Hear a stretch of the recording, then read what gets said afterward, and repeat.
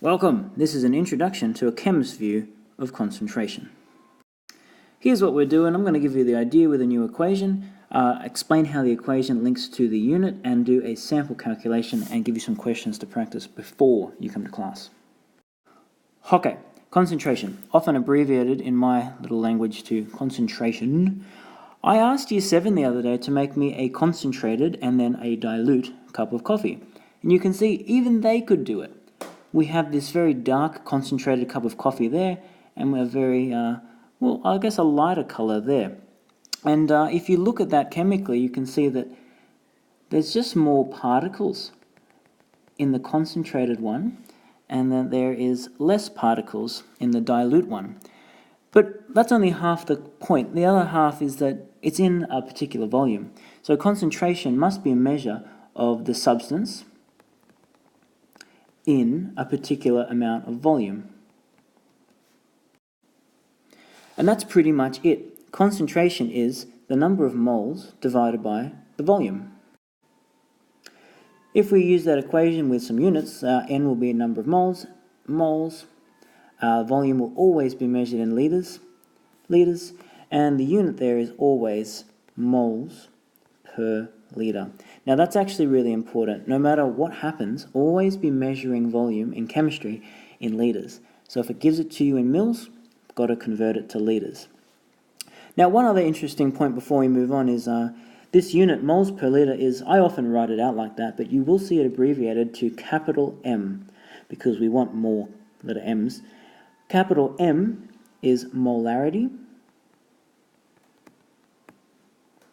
which is pretty much another way of saying concentration, specifically in moles per liter.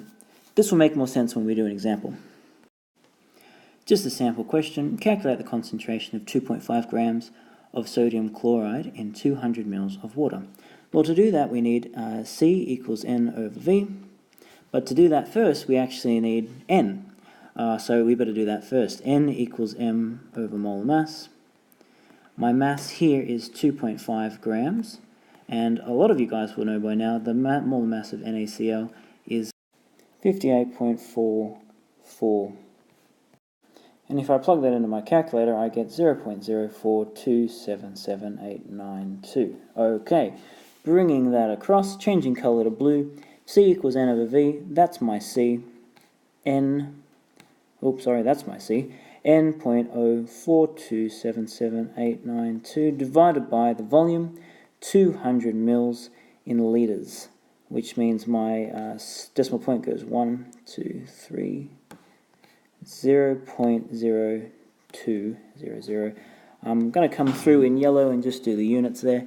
Moles divided by liters.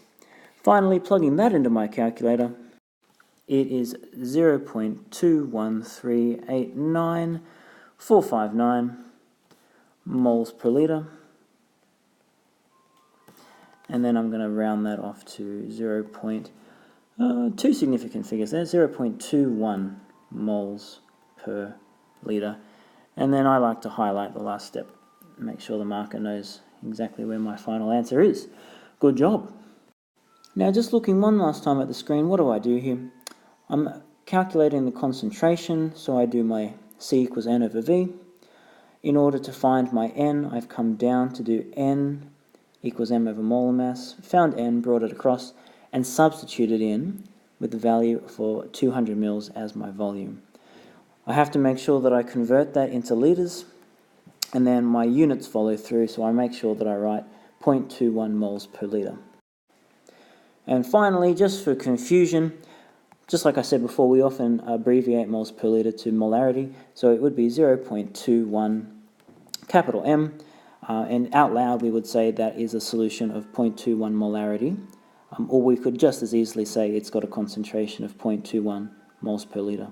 Either are acceptable. I just want to make sure you guys don't get thrown when you see that capital M, especially considering the number of equations we need to know is growing, and we do seem to favour the letter N and M in our chemistry equation alphabet, so don't get confused with that.